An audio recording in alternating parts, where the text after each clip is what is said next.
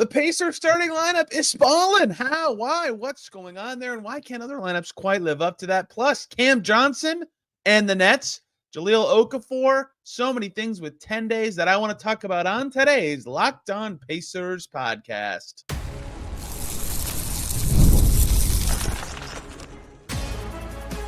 You are Locked On Pacers, your daily Indiana Pacers podcast, part of the Locked On Podcast Network. Your team every day. What up, y'all? Happy Monday. Hope you had a great weekend and welcome into another edition of the Locked On Pacers podcast, where we, of course, talk about the Indiana Pacers. As always, my name's Tony East. I cover the team for Forbes, and today, much to discuss. Topics du jour, lots of stuff I've been asked about that I've also had on my topics list, which makes it perfect. Starting with starting lineup stuff, which I'll explain more in a second. Second segment, moving to some Cam Johnson stuff, both from reporting elsewhere and because the Pacers play the Nets tonight. We'll talk about the Brooklyn Nets in general and who actually is playing for the Pacers opponent in this game. And then we'll close with a lot of little tiny cat minutia that you need to know. I feel like I'm doing that a lot recently, but such is life when the calendar turns to January and the trade deadline is officially 1 month away. Everybody gasp. It's coming up. But first, we're talking about actual basketball. This has been a very common topic among the Pacers community online, which I've enjoyed, and that's the starting five and how really, really good they've been. Time Burns got me, asked me about this and has brought it up in a couple places. One of my favorite people to interact with online about the team, because since Andrew Nembhard returned, the Pacers starting five has been just absurdly good, right? And I'm going to specifically use a cutoff for two reasons here. And it's the Bulls game that was December 6th, which is relevant because, one, it's exactly a month before this episode comes out.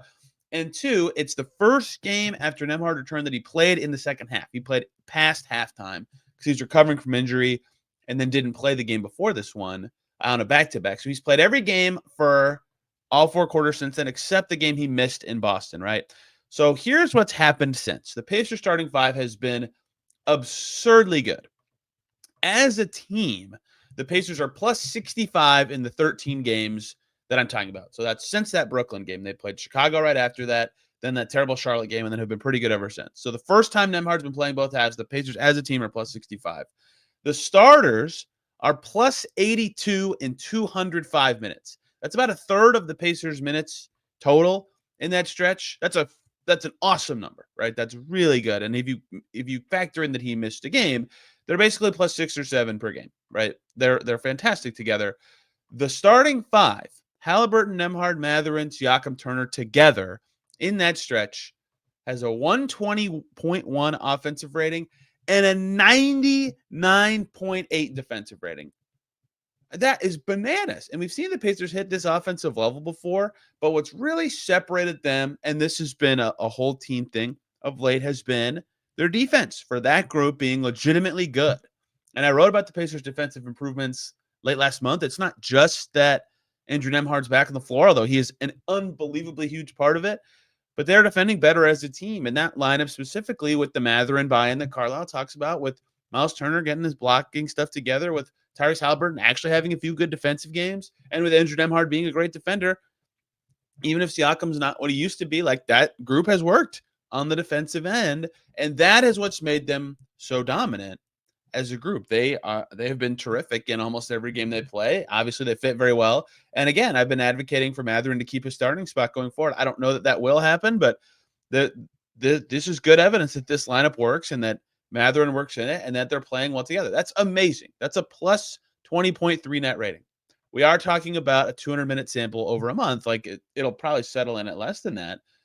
But last year's Pacers starting five was very good with 4 of those 5 players. Like, there's clearly something to this, and they're rounding into some sort of form, and they've been really good. And yet, the follow-up question that comes from that is, why are they minus 17 in all the rest of the minutes? And the other 400 and whatever minutes that is, they've lost those minutes, right? They've been not over-reliant on their starting five. I think they're pretty sharp rotationally as a team, despite people disagreeing. Not every game, but largely. But they're minus 17, right? Why can't they match that group's success elsewhere, right? And that's kind of harder to pinpoint. You have to do a lot of, matchup analysis. The rotation's different every game for various reasons. But just generically, you'll very quickly see why. if you do the net ratings of all other lineups, so any lineup the Pacers have played except for the starting five in the last calendar month, right? Since Andrew Nembhard is able to play both halves. Any other group of five that isn't the starters, 119.1 offensive rating. Pretty good. Within a point of the starting five. That's great. 121.6 defensive rating. That's very bad. And for a team that's had a defensive turnaround, that's where things change. They can't maintain that great defensive level that the starters have provided. And that makes sense to me too. This isn't a good defensive team. They're still, I believe, 22nd in the NBA in defense. I'll double check that while I'm talking. So it makes sense that they wouldn't be able to hold like their best defensive lineups level permanently. The Pacers are 22nd in defense. That was correct, right? That intuitively makes sense. But that big of a drop off is why they're losing the minutes when it's not just their starting five, right? And that's what they'll have to continually be trying to figure out. And Nesmith's return will help with this to an extent. Is it's great that their starting lineup is really good. They can lean on that a lot. They've had very similar rotations for about a month now. How do they make it even better? And how do they make the non-exclusive starter minutes look better? And that's what I think they'll be hunting for. A few things stand out as the why to this big gap between starter awesome success and bench not flopping. They've been fine. But one is clear the team is scoring very well in general, right? That's good for their offensive identity. They're putting out units that can play the way the Pacers want for 48 minutes, can effectively do the styles I've been talking about with possession game, taking and making more threes. That's all great. But the defense of that starting five being a thing is a big part of this distance too. Why? Well, I don't want to put it all on one player, but I'm kind of going to for the sake of this analysis. It's kind of all Andrew Nembhard. It's kind of just all him. It's not that he has changed everything. A lot of subtle tweaks have been very helpful for them. Rebounding, how they switch against who, specific game plans, keeping other teams out of transition, all sorts of good stuff has really helped their defense, right? No doubt. They're playing better defense as a team. But Nembhard has been a huge part of it. The top lineups that aren't the starters in the last month or so all still feature Nembhard. For example, their most played non-starter lineup in the last month is the starting five, except take out Siakam and put in Toppin. That's oftentimes their very first sub. So Nembhard is in that lineup, and that lineup in 38 minutes is plus 13. Their third most used lineup in that span also features Andrew Nembhard. It's the starters with Siakam instead of Turner, with Toppin instead of Turner. So that smaller group with Toppin at the 5. That group, 15 minutes plus 11. But their third most used lineup in the last month doesn't have Nembhard. It's the bench. It's McConnell, Shepard, Walker, Siakam, and Bryant. Minus 8 and 15 minutes. Turns out all their big minute groups that don't have Andrew Nembhard don't do as well. He's in so many of these over 10-minute groups that they've used that have done well. He's on the floor. He's putting a lot of these groups in places to succeed with his defense, with his ball movement. He's playing really well, and he's a great fit stylistically on this Pacers team. It's not all him, but a big part of other units working has been him being out there. In fact, we can work backwards and figure this out too. The starting five with any other fifth player, not named Andrew Nembhard, in the last month, and this does include the Boston game where he did not start, which is why a specific lineup will pop up.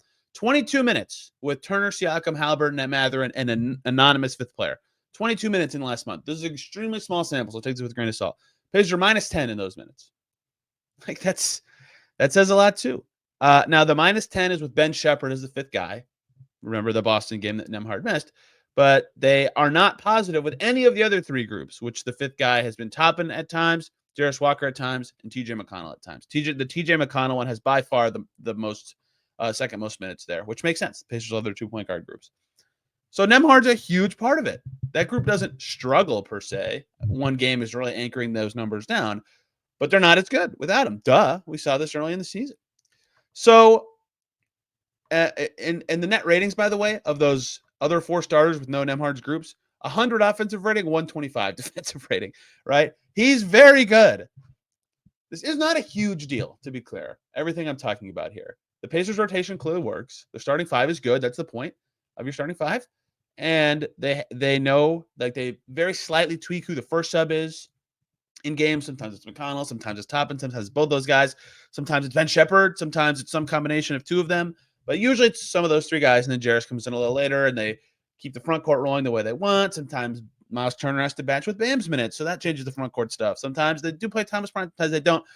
You all watch the team. You understand the granularity of all this stuff. It's not a huge deal as long as they're not doing anything that is stupid or just like totally holding them back. But when the gap is this large between how effective the starters are and how different everything else is, I really wanted to dig into why. And the why is Andrew Nembhard. And they can't play him a ton. They can't overdo it. He's already playing like 30 minutes every night, if not more, right? 30 minutes against Phoenix, 29 against Miami, 32 against Milwaukee, 33 against Boston. He's very good. But how do they get these other groups to work? Because what the other part of this is the bench has to be better. And let's do some more on that. I don't want to go too ham on this part, but the bench groups have to be better. That's the final outcome to take here. Their bench was amazing last year. I've beaten this point to death, but so many times last year they won a game because it was early in the fourth quarter. The game was close-ish. Let's say Pacers up 6 or 7, and the opposing team would put in their starting 5 or some facsimile of it with star players, and Rick Carlisle would put out a TJ McConnell-led bench group, and the Pacers would win those minutes, and the game's over, right? The Pacers are now up 10-12, and their starters are about to come in fresh, and their team's not fresh, and they're losing by too much. That hasn't happened as much this year. Their bench has been better of late, but not that much better. McConnell is in a down stretch right now, certainly.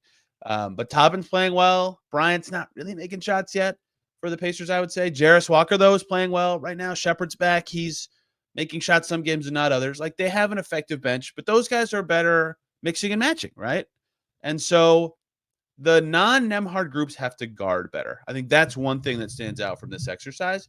And then there's just got to be the hardest struggle the Pacers have is, especially when they separate Haliburton, Pascal, which they should, right? They found ways to make their front court work doing that, is what can they find from their lineups that have 2 or fewer starters?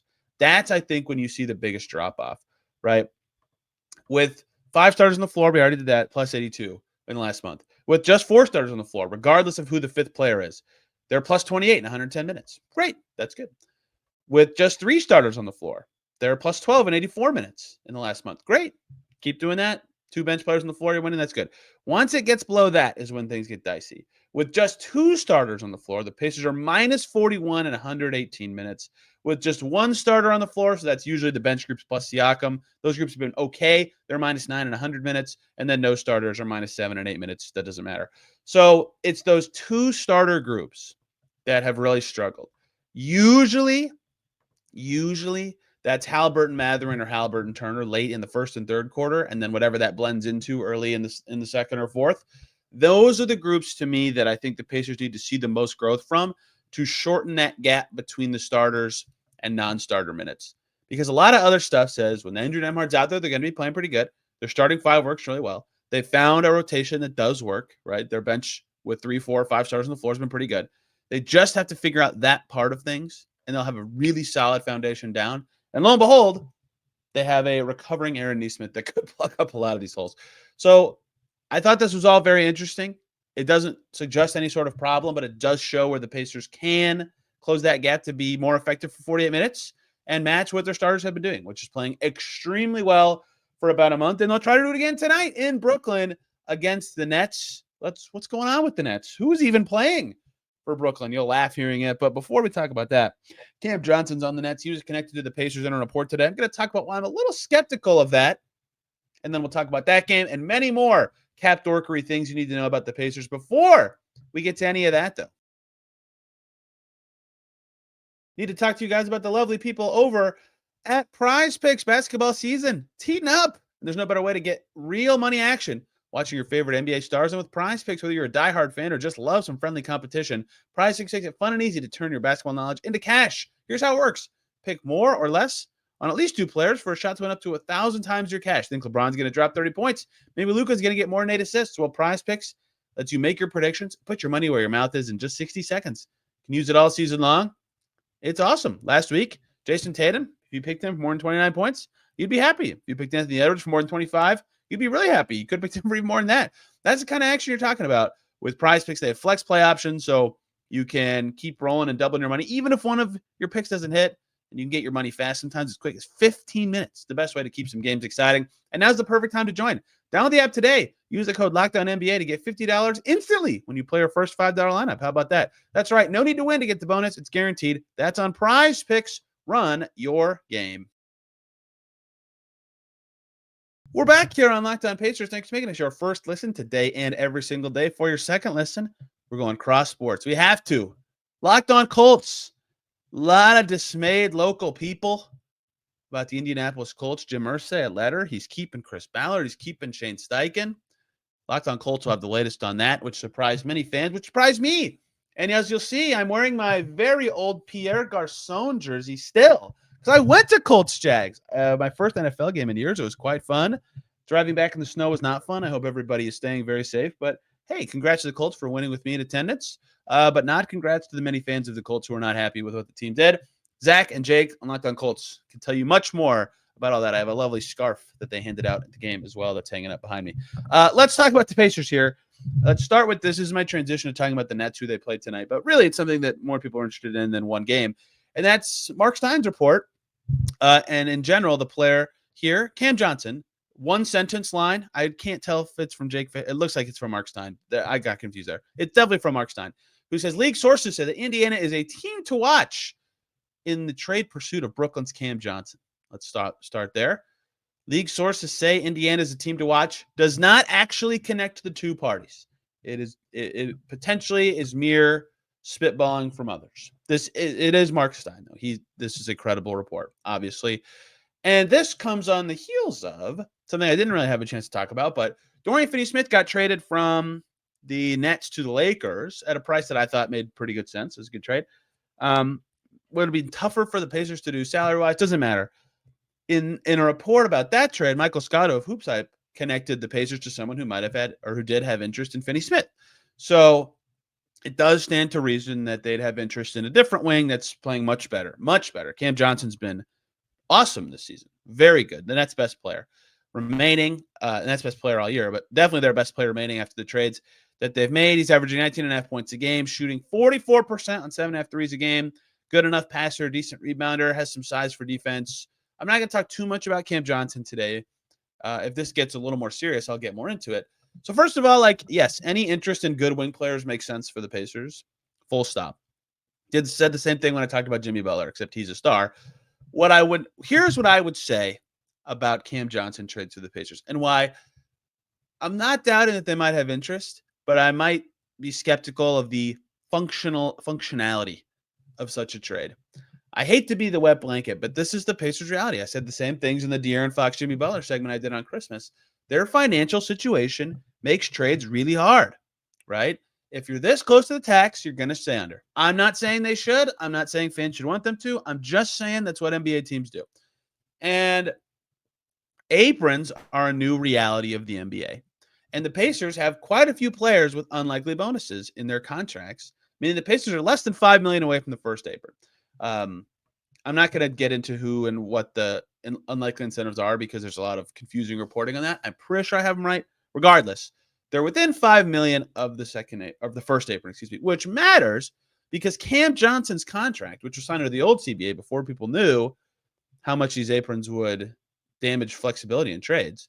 Cam Johnson's contract has a lot of incentives. I believe $4.5 million this season. So his base salary is $22.5 million, but with incentives is $27 million, which matters because if you take in more salary than you send out, you're hard capped at said apron. And so the Pacers would have to send out about $22 million, a little over that, to take in Cam Johnson and stay under the first apron. That's all fine and dandy. That's not that interesting to you. I get that. But with their tax reality, they might think, oh, we need to send out a little more than that, get closer to Cam Johnson's base salary of $22.5 million so that we stand to the tax after a trade, right? That's also possible for the Pacers to do. No problem. They can do all these things. Just keep this in mind. So while it's tricky already with aprons and the tax, the Pacers probably have to send out, while they could salary match at much less than his base salary to get him, they would go over the tax and close to the apron. What is harder is making a trade that actually makes sense doing that, right? And that's where this gets challenging to me, is if you're not going, like, for example, Myles Turner makes $19 million ish this year, right? Excuse me, 20 million. It's straight up Myles Turner, Cam Johnson trade. I'm not advocating for this. I'm just for the financials. Totally legal. It would take the Pacers into tax, and it would make it really close to the first. It would get them close to the first apron, right? And that's just not something that makes a ton of sense to them to do. And so all of a sudden, you get to a point where the Pacers have to stack 2 salaries of rotation players to get Cam Johnson and picks, most likely, right? Like a Toppin Neesmith package or a Toppin McConnell package or something. And maybe you just heard me say those names and you're like, yeah, I would do that for Cam Johnson. And maybe you would, and maybe the Pacers would. But it's just not very easy to come up with a rip 2 players out of the Pacers rotation, especially when those 2 players, unless you're willing to include them for Cam Johnson, aren't Ben Mathurin and Jarris Walker. That gets you to Cam Johnson. But then you also have to include picks, as has been reported, and you should have to include picks. You get 3 years of Cam Johnson, who's a good player, on a pretty nice salary. So it's a trade the Pacers can make, but just keep in mind when you put it together, you're going to see a lot of trade machine proposals from people saying, here's how the Pacers can get Cam Johnson. They can just throw together these 2 players that combine to make $19 million, and it's all great. Yeah, that would never happen. They would never do that. That would not help the Pacers with their flexibility this year. It would put them in the tax. It would not make them that much better, right? It's just a very tough line to toe. So do I think the Pacers could or should have interest in Cam Johnson? Yes, he's good. He's a good wing who would fit their style, right? Duh. A lot of teams should have interest in Cam Johnson, especially at the right price. Do I think it makes sense for the Pacers to, be all over this right now? Probably not, because it's a very tricky trade to put together. But there are ways they can do it, certainly. It's just not as easy as you think, and the reason it's the fact that it's so difficult with the apron constraints and with their tax constraints that I hope I explained somewhat well, means that it just seems tough for it to be a fit. It feels like anyone the Pacers could or should or would like to get this season specifically would probably make like 13 million or less, unless they're getting someone phenomenal or like the world's most perfect fit. Regardless, Cam Johnson's on the Nets. He's not going to play tonight. The Nets injury report is hilarious. Let me read you the Nets injury report for this game. This will tell you everything you need to know for the game preview, and then I'll do a little bit of Nets stuff. The following players are listed as out for the Brooklyn Nets tonight: Bojan Bogdanovic, Cam Johnson, Max Lewis, DeAnthony Melton, Cam Thomas, Trendon Watford, and Dariq Whitehead. What? That's already 7 names. And then Ben Simmons and D'Angelo Russell are both listed questionable. If both of those 2 guys, who are also good, can't play, that's 9 players, of which many are good, who would not be playing for the Nets. Bojan Bogdanovic, Cam Johnson, DeAnthony Melton, Cam Thomas, D'Lo, and Ben Simmons is like, if the expansion NBA team started with that, they'd be like, yeah, awesome, right? Like, that's a good group, as my camera decides to shut off for some reason, right? A fascinating group of out players for the Nets. If both D'Lo and Ben Simmons can't play, these would be the 9 players available for the Nets who are not listed on these reports at all. Reese Beekman, Nick Claxton, Noah Clowney, Tosan of Bowan, Keon Johnson, Tyrese Martin, Day'Ron Sharp, Zaire Williams, and Jalen Wilson. I guess Keon Johnson, none of those guys can dribble to the basket and like create that much. They're okay. So potentially pretty easy on paper game. The Nets get up a lot of threes. They're very good at the line, but they don't get there a ton. They do not take a lot of twos. Their defense is okay. It's very disciplined. I will caution against saying the Nets team the Pacers played matters, that beat the Pacers 99-90. That team had Dennis Schroeder, gone. That team had Dorian Finney-Smith, gone. That's kind of want to lose, and they should. That's why they're making their trades early. But they are just kind of peculiar. They're not really awesome at anything. They do get to the line a decent amount. They do force a lot of turnovers, but that's about it in terms of the stuff they do at a high level. If the Pacers continue to take care of the ball, they should have a massive talent advantage in this game. That is my analysis of the Nets and their available players and a Cam Johnson trade. Again, I get why they should want him. Same with Jimmy Butler. It's just a very hard package to put together given the Pacers' current financial reality. And if they had more clarity on how good they really were, like maybe they will in a month, that might make more sense. We'll talk about this later. Let's close out with a few more very important cap topics to me and some stuff around the league that does matter for the Pacers. Before we get to any of that, though, I need to talk to you about FanDuel. From big upsets to game-winning drives, the NFL playoffs, they're better with FanDuel. Should be super fun this year. And right now, new customers If you hop over on FanDuel, you can bet $5 and you can get $200 in bonus bets guaranteed. How about that? $200 in bonus bets, win or lose on your first bet just by playing that $5 bet. The FanDuel app gives you everything you need for all that. They have live bets. They have the same game parlays, the over-unders, the first touchdown scores, all the stuff that's fun, and so much more. Hop right in. Check it out on FanDuel yourself. So many great things on the page. Tracking games, seeing bets available for that game. So just visit FanDuel.com to join today. And again, get started with $200 in bonus bets. That is on FanDuel.com. Make this NFL playoff season unforgettable with FanDuel. They are an official sportsbook partner of the NFL. We are back here on Locked On Pacers. Thanks for making us your first listen today and every single day. Make your second listen Locked On Suns. The team the Pacers just beat in their most recent game because what? They're going to bench Bradley Beal and Yusuf Nurkic, huh? They absolutely should do that. I think that they are benching Yusuf Nurkic for the wrong player. Apparently, Chris Haynes saying that their new starters will include Ryan Dunn and Mason Plumlee. I thought the Suns' best group when they played the Pacers featured no centers where they could switch, but such is life. You got to play some centers at some point. Phoenix in a very, very tough spot. Do not envy people who cover the Suns right now. But that's a crazy benching Bradley Beal 2 more years plus a player option. Yikes! I mean, but they have to. He's not fitting for them very well. Locked On Suns is the place for the analysis on all that. That is now 3 teams the Pacers have faced in the last 2 weeks. iPacers blog's been all over this. That have somewhat imploded right after playing the Pacers. The Kings. Mike Brown got fired, I think, 1 game later. They played the Pistons after the Pacers, and then Mike Brown was gone. Jimmy Butler had his crazy press conference right after the Pacers game. And now this with the Suns. So playing the Pacers, not good for teams in their vibes right now. A couple things to note. Today, actually yesterday, I put this in my notes yesterday, but I'm recording after midnight. Sunday, the 5th, was the first day NBA teams can sign 10-day contracts. So none have been signed yet. The Pistons did some 2-way maneuvering. Maybe they're setting up for 10 days, though I think they have a full roster. We'll see when the first one gets signed, but that's now legal. 10 days. Helpful for teams. They're very easy to get rid of if you need to for flexibility. It's a nice way to see players.